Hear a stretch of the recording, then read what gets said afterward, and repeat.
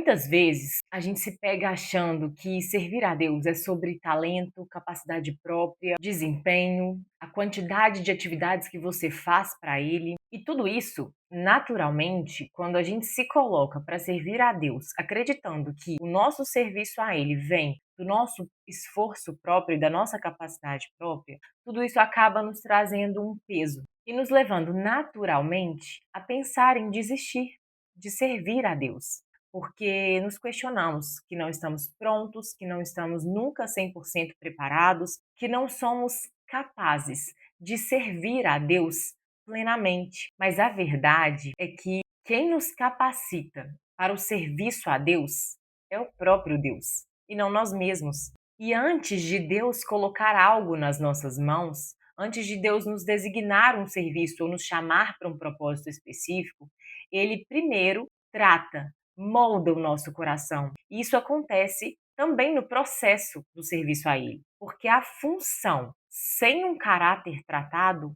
pura e simplesmente adoece, nos leva a conflitos internos e nos faz achar que nunca estamos preparados 100%.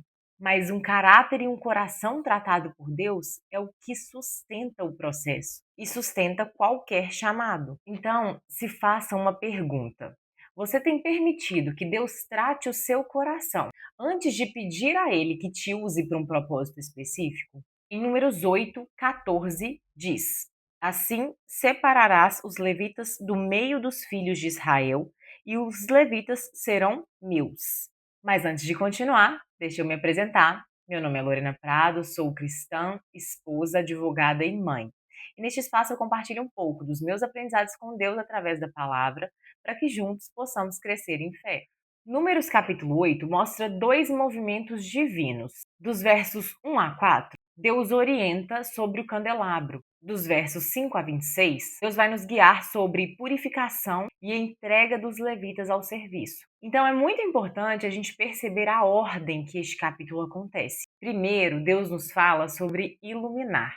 Na sequência, ele trata sobre purificação e só então ele vem tratando sobre serviço, nos mostrando que as coisas de Deus não começam de cara na função, mas no processo, no ser, no tratamento interno primeiro, na iluminação e na purificação, para só então servir. Dos versos 1 a 4, o texto nos diz que o candelabro deveria iluminar de forma precisa e direcionada. Não era de qualquer forma que ele deveria ser aceso, nos mostrando que a luz não era desordenada, mas tinha um propósito e deveria ser para iluminar a presença de Deus, nos ensinando através dessa passagem que a luz sem uma direção de Deus vira vaidade. Não adianta você estar iluminado para servir a Deus em algum chamado se você não estiver sendo direcionado diariamente por Deus. Isso naturalmente vai virar vaidade e você vai passar a fazer aquele determinado serviço para Deus para benefício próprio, pensando em si mesmo e por vaidade. Mais adiante, nos versículos 5 a 14, Deus vai nos trazer sobre a purificação. O texto bíblico nos conta que os levitas deveriam passar por uma purificação profunda: lavagem, raspagem de todo o corpo, oferta e imposição de mãos, nos mostrando que antes de eles estarem ali a serviço de Deus, eles deveriam ser tratados e purificados, porque Deus, antes de nos usar, ele primeiro trata, cura, purifica, nos prepara para o serviço a Ele. Tanto antes, né, tratando o nosso coração, quanto no processo daquele serviço. Nós somos moldados como vaso de barro nas mãos do oleiro. E no primeiro momento, isso parece ser um pré-requisito para o serviço a Deus. Eu primeiro ser perfeita para então servir a Deus. Mas na verdade, Deus não está falando sobre perfeição. Ele nos fala sobre tratar o nosso coração e purificar o nosso coração para nos preparar para o serviço, para estarmos preparados para servir a Ele. E isso como uma forma de cuidado a nós. Porque naturalmente, quando nos colocamos a serviço de Deus, sem antes ou sem permitirmos ser tratados por Ele, né, ser preparados por Ele no nosso coração, tanto no antes quanto no processo, nós naturalmente não damos conta, porque não é pela força do nosso braço e nem por capacidade própria. É impossível que nós consigamos servir a Deus por nossa capacidade própria. Quem nos capacita e só quem nos capacita é o próprio Deus.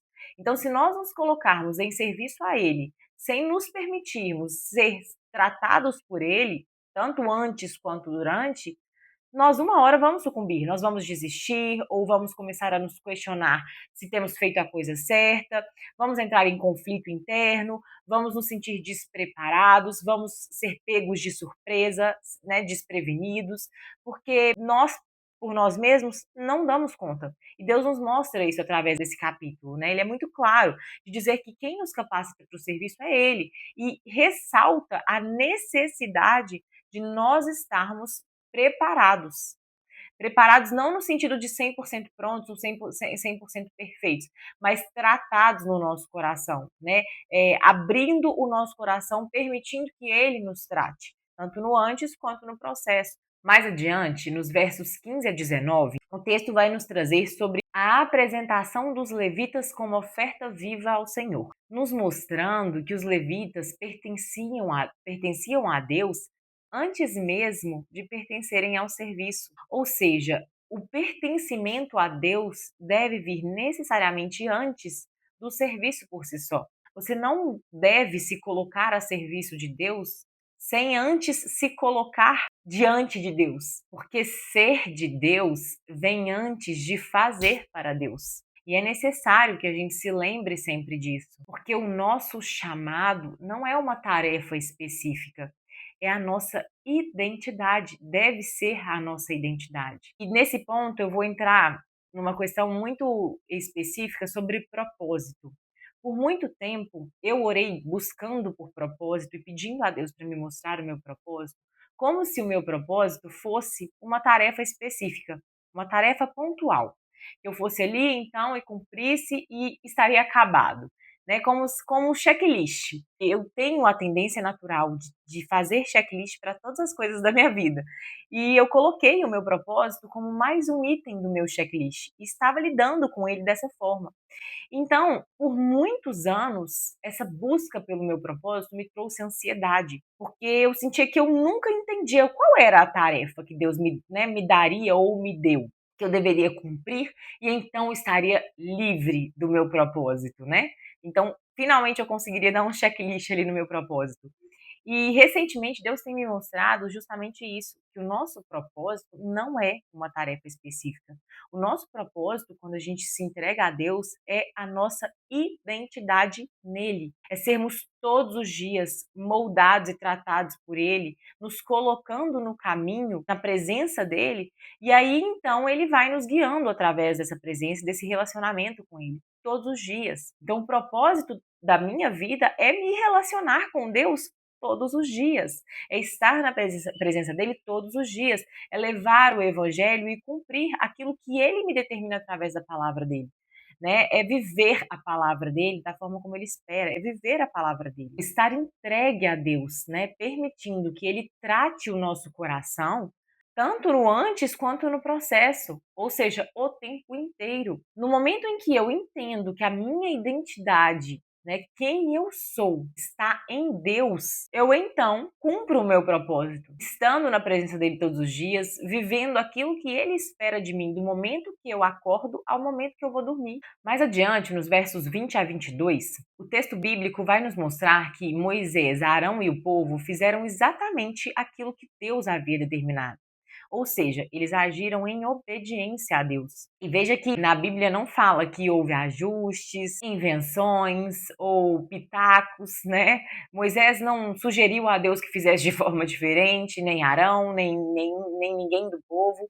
Eles simplesmente ouviram e acataram. O que nos chama a atenção para uma verdade muito simples. Servir a Deus não tem a ver com a nossa performance, não tem a ver com a nossa capacidade pessoal, tem a ver com ser constantemente obediente a Deus. A nossa presença, o nosso propósito em Deus deve ser pura e simples obediência. Eu não tenho que ficar buscando meios mirabolosos para servir a Deus. Não tem essas coisas, né, para Deus. O que eu preciso, única e simplesmente, pura e simplesmente, que Deus me fala aqui através da palavra dele, é obediência. É assim que eu vou servir a Deus. Porque Deus não tem, de novo, um serviço específico para você dar o checklist aí na sua lista de tarefas.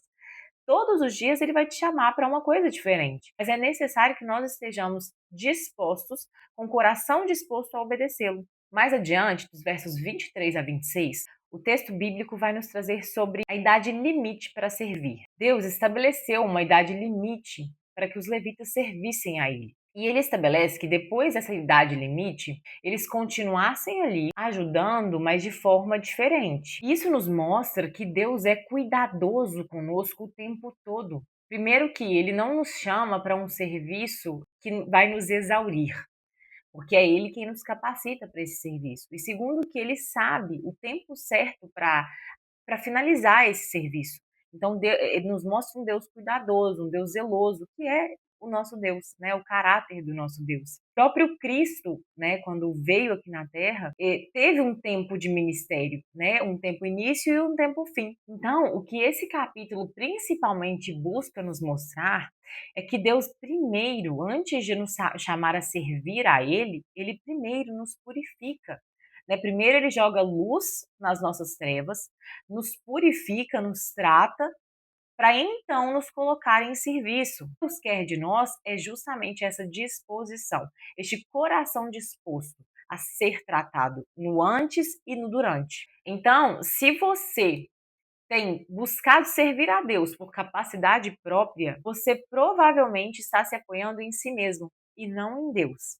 E é Ele quem te capacita, né? O tanto que o seu coração está aberto para ser moldado e tratado. Porque uma vez que você se dispõe a servir a Deus com esse coração disposto e obedecendo ao que Ele te coloca, o resto é Deus quem faz. É Ele quem vai te levar exatamente para onde Ele quer que você, né, esteja, exatamente aonde e fazendo o que Ele espera de você.